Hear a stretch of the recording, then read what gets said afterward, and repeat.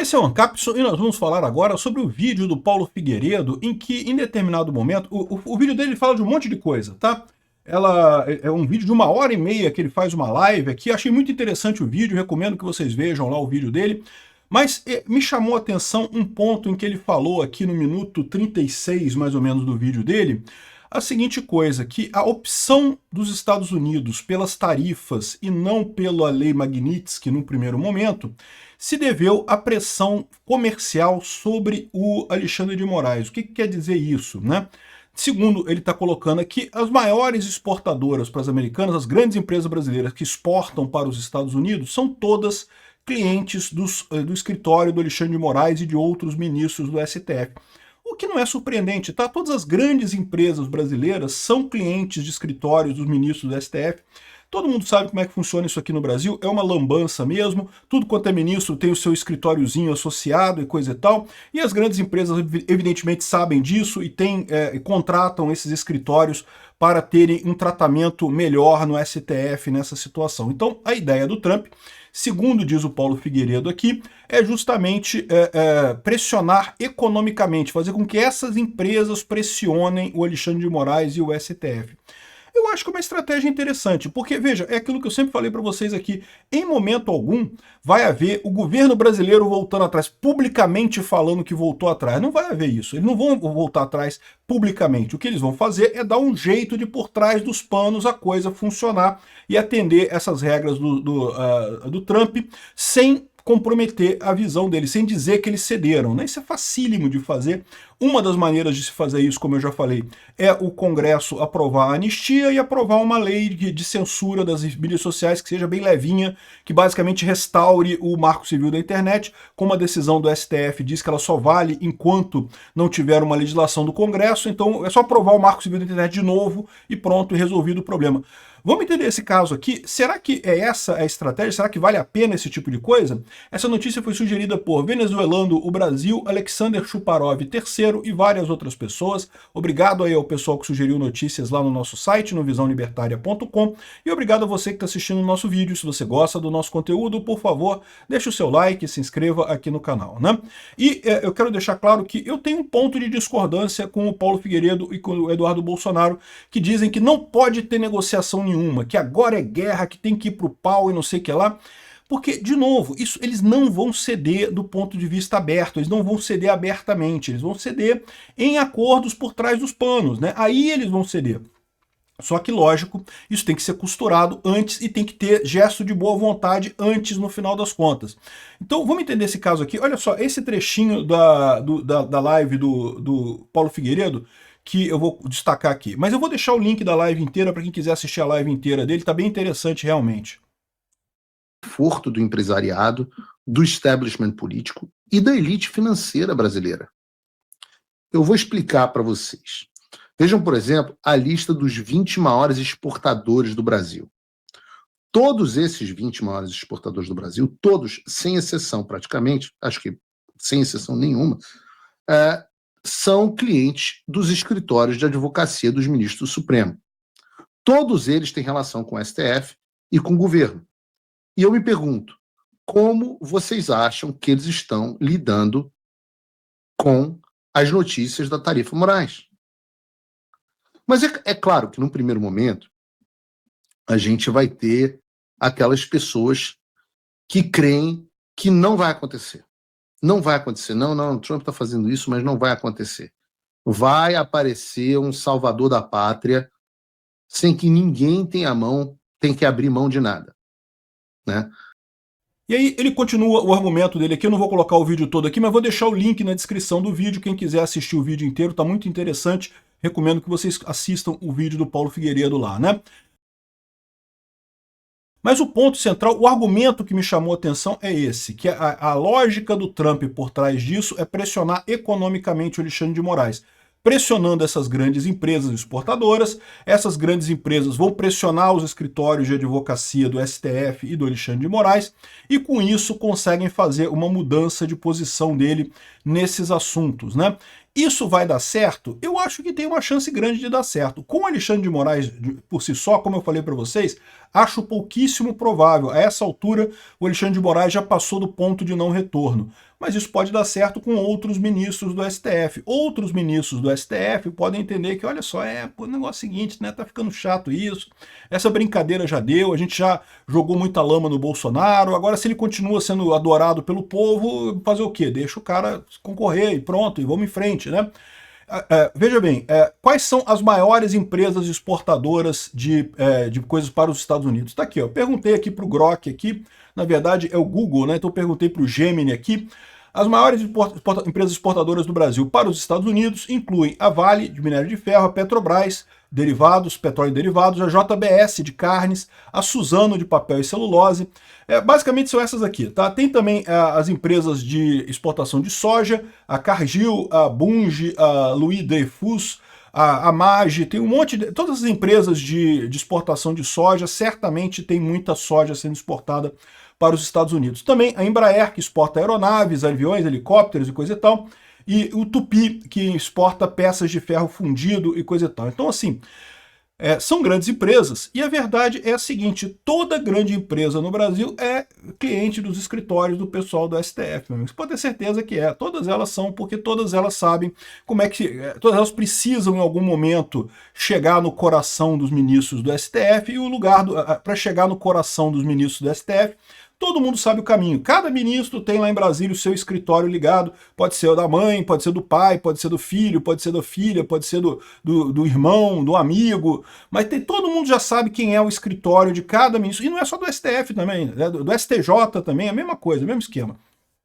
Então, essas empresas grandes todas já têm contratos com esses escritórios dos ministros. E a expectativa que o Trump tem nessa história é justamente de que essas empresas, então, convençam o STF a mudar de postura. Isso é uma boa estratégia? Isso pode funcionar? Olha só, eu acho que pode funcionar. Mas é o que eu digo para vocês, não vai ser uma coisa do tipo, publicamente eles voltarem atrás.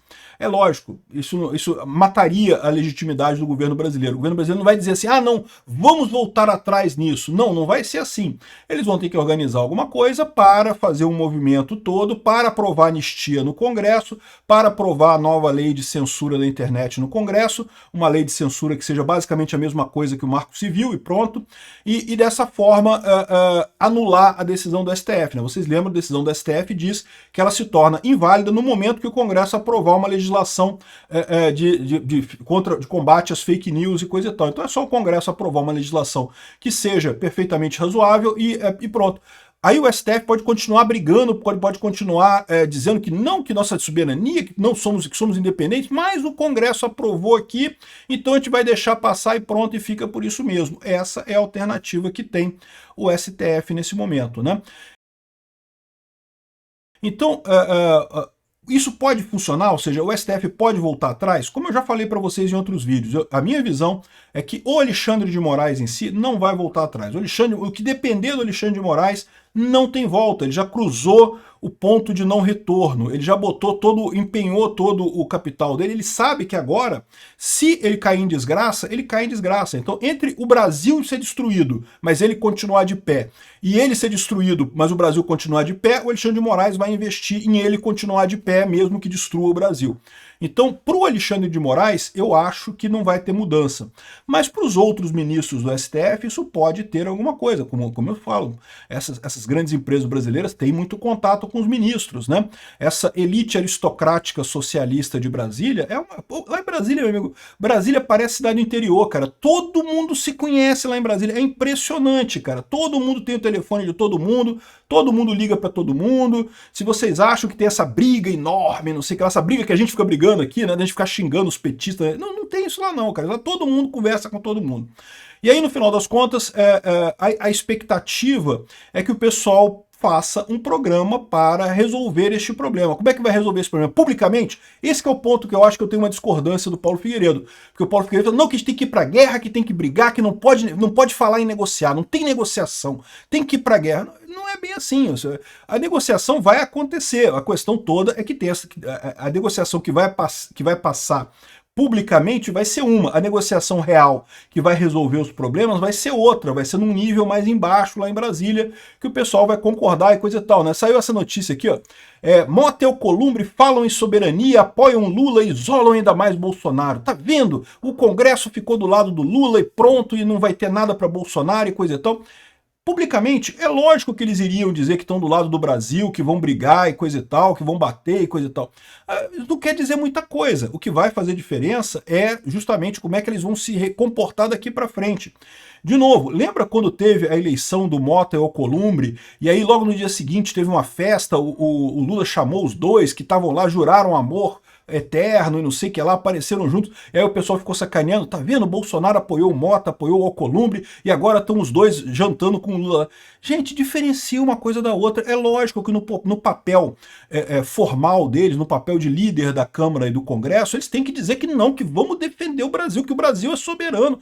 Eles não podem falar outra coisa, entendam isso, é obrigação deles.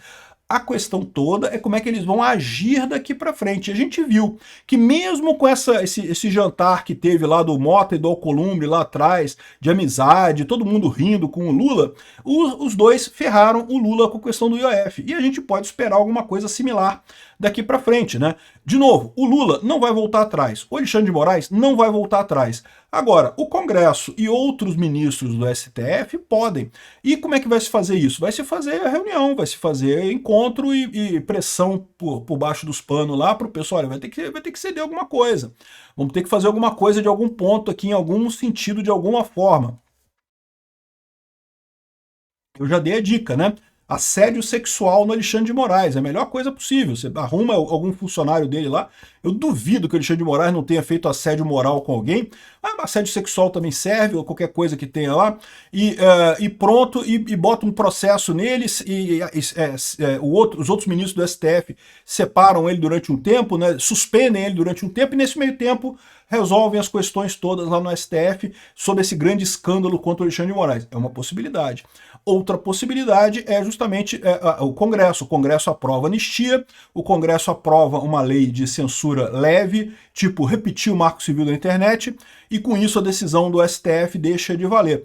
Isso, de novo, isso vai resolver o problema? Não, isso vai abrir o caminho para negociação com o Trump.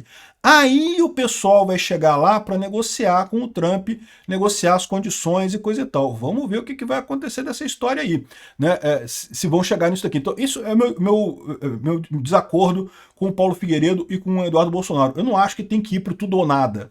Ou cede tudo, isso não vai acontecer. Sequestro, assim, exigido, não vai. Vai ter que ser um caminho por baixo dos panos. Mas pode acontecer. Em Brasília o pessoal é especialista em fazer esse tipo de coisa, né? Enfim, aqui, ó, essas são as grandes empresas exportadoras, certamente elas estão se sentindo pressionadas, vão ter que demitir um monte de gente, vão ficar numa situação muito ruim, estão pressionando os ministros do STF por isso. Agora vamos ver para que lado que vai cada lado dessa história, né? Eu acho que a lógica do Paulo Figueiredo faz sentido de ter sido este o caminho, embora eu ainda ache que teria sido melhor um ataque direto via lei Magnitsky. Mas, de novo, não estou reclamando, é importante os Estados Unidos agir. Se os Estados Unidos não agir, haveria pouca chance disso se resolver tão rápido, né? Ou se resolver sem a prisão do Bolsonaro, sem a condenação do Bolsonaro. Como eu falei para vocês, eu acho que o Brasil vai sair dessa por conta própria, mesmo que não tenha apoio dos Estados Unidos no final das contas. Por quê? Porque a gente vai eleger um presidente de direita em 2026, vamos trocar 3 ministros do STF, né, no próximo mandato, e podemos fazer mais um impeachment de mais um, já deu 5-4, desculpa, já deu 6-5 e pronto, já temos maioria no STF, já podemos desfazer tudo que o STF fez. Então, mesmo sem a ajuda americana, eu diria que até 2030 a gente já resolveu esse problema do STF aqui no Brasil, só nós brasileiros mesmo. Mas com essa ajuda americana, pode ser que a coisa se resolva mais rápido, de uma maneira mais simples, né? Como eu falei num outro vídeo sobre a carta do Jimmy Carter ao Ernesto Geisel, lá em 78, né? Foi a mesma coisa naquela época. Estados Unidos pressionando o Brasil estava descumprindo normas de direitos humanos, estava prendendo pessoas aleatoriamente, estava torturando pessoas, estava perseguindo pessoas da oposição, não sei o que lá. A mesma coisa. e o Geisel recebeu essa cartinha, o Geisel ficou uma arara, não que batendo soberania, não sei o que lá, né, aquele negócio todo, e no entanto, em 79, vocês sabem, começou o fim da ditadura militar brasileira, ele empossou o Figueiredo, que era para acabar mesmo com o processo todo, a anistia já foi assinada em 1979, ou seja, o que aconteceu naquela época foi basicamente a mesma coisa que a gente espera que vai acontecer aqui. O governo brasileiro, em momento algum, disse assim, não vamos ceder para o cárter, vamos aceitar isso daqui e vamos libertar os prisioneiros políticos e vamos fazer a transição para a democracia. Em momento algum, o Geisel falou isso aqui no Brasil. E hoje também o Lula não vai falar isso. Não, realmente concordamos, vamos soltar tudo aqui, vamos acabar. Não vão falar isso. Mas eles vão se mover para que isso aconteça muito rapidamente. Então é uma coisa positiva, a gente pode resolver essas coisas muito rápido. Eu acredito que vão ser resolvidas exatamente por esse mecanismo que o Paulo anunciou aqui. Os grandes investidores, os grandes empresários brasileiros vão pressionar o governo e o STF para que se resolva isso de uma forma, de novo, não abertamente, mas por baixo dos panos resolver esses problemas todos. Quem viver verá. Vamos ver o que vai acontecer. Obrigado por assistir o vídeo até o final. Além de curtir, compartilhar e se inscrever no canal, considere se tornar patrocinador com valores a partir de R$ 1,99. Clique no botão Seja Membro abaixo para saber as condições e vantagens de patrocinar o canal. Mais informações sobre o nosso projeto, visite nossos sites indicados na tela.